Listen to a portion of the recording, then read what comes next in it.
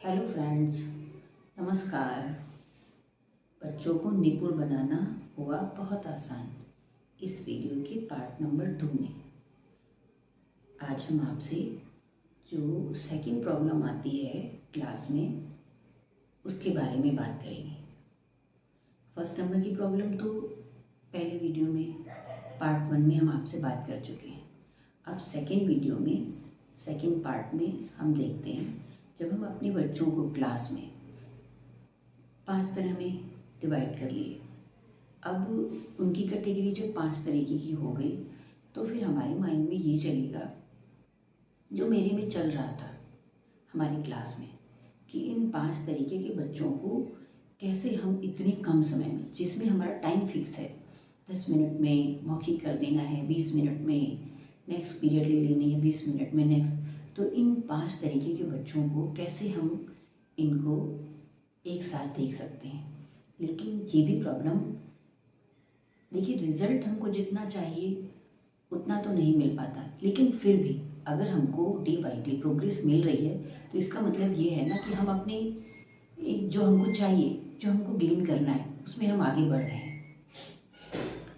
तो जब हमने देखा कि हमारे 5 तरीके के बच्चे, एक बच्चा, एक कैटेगरी में जो बच्चा आ रहा है वो फर्स्ट नंबर का है, वो अच्छा है, सीख लिख भी लेता है ब्लैक बोर्ड से अपनी कॉपी पे। अब पहचानने के बाद में थोड़ा बहुत पहचान भी लेता है, जो लेकिन जो नेक्स्ट सेकंड टाइप का है वो थोड़ा कम कर पाता है, नहीं कर पाता है, मिस्टेक करता है। या थर्ड टाइप का बच्चा है जिसको हमें कॉपी में देना है। फोर्थ टाइप के बच्चे हैं जिनको हमें फेरने के लिए देना है। और नेक्स्ट टाइप के बच्चे हैं जिनको हमें पूरा ही हाथ पकड़वाना है। तो आप ये सोचो कि जो सबसे फोर्थ और फिफ्थ नंबर के बच्चे हैं उनको तो सबसे ज़्यादा ज़रूरत हमारी है।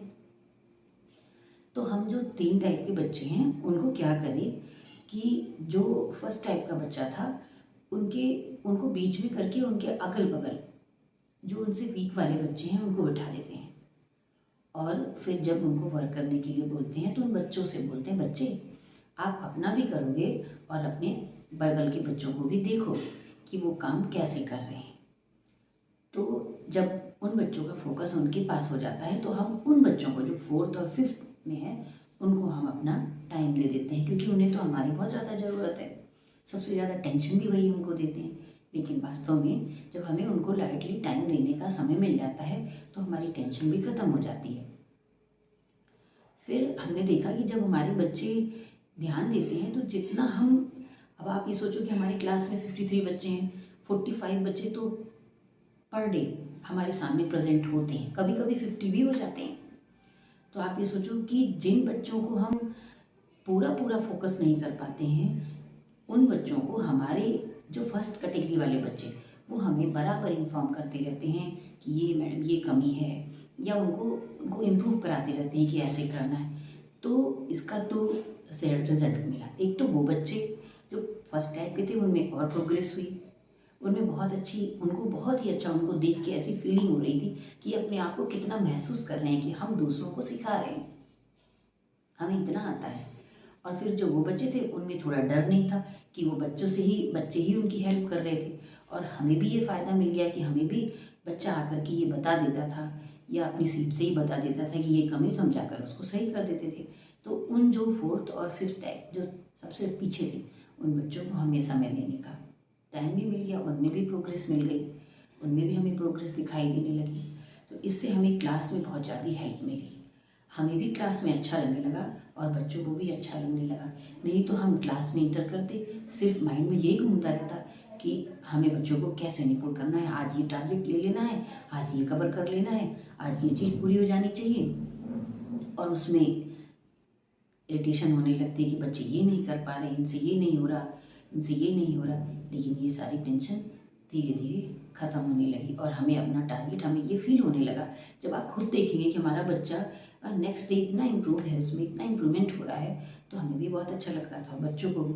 और जो फर्स्ट टाइप की, जो सबसे पहले पार्ट 1 में हमने आपसे बात किया था कि बच्चे हमारे बीच बीच में से स्किप कर जाते हैं, उसकी बात हम हर वीडियो में करेंगे थोड़ी थोड़ी। आप ये सोचिए कि जब बच्चा हमारी क्लास में कभी कभी ऐसा क्योंकि ऐसा आ जाता है कि उनकी एज के अकॉर्डिंग उनको एडमिशन करना पड़ता है। अब आप ये सोचिए कि जो बच्चा डायरेक्ट एज के अकॉर्डिंग थर्ड में आएगा, तो आप ये सोचो कि थर्ड के जो सिलेबस है कैसे कवर करेगा। टेंशन होती है बहुत ही ज़्यादा कि जो भी आएगा हमारी क्लास में वो उनका ही सिलेबस पूछेगा, उनको ही टेस्ट लेगा उनके जैसे। तो आप ये सोचो कि अगर उन बच्चों के साथ जैसा हमारे साथ हुआ, मुझे कुछ ऐसे बच्चे मिल गए कि वो डायरेक्ट थर्ड में आए थे और उन्हें आता भी नहीं था, तो बहुत ही इरिटेशन होती थी। लेकिन आप ये सोचो कि हमारी टेंशन की वजह से जब हम उनको सिखाएंगे वो नहीं करेंगे, तो हम उनको थोड़ा स्ट्रिक्ट होकर के सिखाएंगे। वो क्या करते थे कि आना ही बंद कर देते थे, तो इससे और मन में फियर होता था कि यार नेक्स्ट डे जब कोई चेक करने आए तो यही आ जाएंगे, फिर हमारा क्या होगा। लेकिन आप ये सोचिए कि अगर जब हमने देखा कि ये बच्चा इतनी फियर से आना ही बंद कर देता है, तो मैंने उनकी चॉइस देखी। क्योंकि जब वो डायरेक्ट थर्ड में आए हैं तो उनको अपनी बच्चों के साथ और बच्चों के साथ उनको अच्छा नहीं लगता, हमें भी अगर ऐसा होगा तो हमें भी अच्छा नहीं लगेगा। लेकिन जब हमने उनकी चॉइस देखी कि इनकी चॉइस क्या है, तो किसी बच्चे की चॉइस थी थोड़ी सी गार्डनिंग में, उनको बहुत इंजॉय आता था। तो हमने क्या किया कि थोड़ा सा उनको अलग से टाइम दिया कि अगर ये जो चाहते हैं, अगर ये थोड़ा सा पौधों में पानी दे देते हैं या थोड़ा सा प्लांटेशन कर देते हैं, उससे इनको बहुत खुशी मिलती है और वो नेक्स्ट डे अपने आप को बहुत हल्का महसूस करके स्कूल आते हैं। तो हमने उन बच्चों के साथ कुछ ऐसा ही किया और देखा कि जो बच्चे भी एक दिन आकर के फिर 5 दिन आते ही नहीं थे, वो बच्चे रेगुलर स्कूल आने लगे। आप ये बताओ, अगर वो बच्चा रेगुलर स्कूल आने लगा तो क्या हमने कोई मेहनत नहीं की ना। क्योंकि अगर वो रेगुलर स्कूल आ रहा है, डायरेक्ट थर्ड में आया है, तो हम उसे कितना सिखा सकते हैं। एकदम से तो नहीं सिखा सकते, लेकिन ये हमारी अचीवमेंट है कि वो बच्चा रेगुलर स्कूल आ रहा है और हमसे बराबर बातें कर रहा है, हमसे अपनी नज़रें नहीं चुरा रहा है। तो ये हमने मेहनत ही तो की। अगर हमने मेहनत की है तो उसका रिजल्ट हमें ऊपर वाला देगा, उसमें टेंशन करने की कोई बात नहीं है। तो जो सेकंड प्रॉब्लम थी, हमारे अलग अलग टाइप के बच्चे आपस में मिल करके जिस तरीके से हमने उनको बैठने में सीटिंग अरेंजमेंट कर दिया, उसमें भी हमें बहुत फ़ायदा मिला। और ये बच्चे जो बिल्कुल ही भाग जाते थे और वो अगर रेगुलर स्कूल आने लगे, तो उसमें ही मुझे बहुत ही खुशी मिली कि ये बच्चे स्कूल तो डेली आने लगे।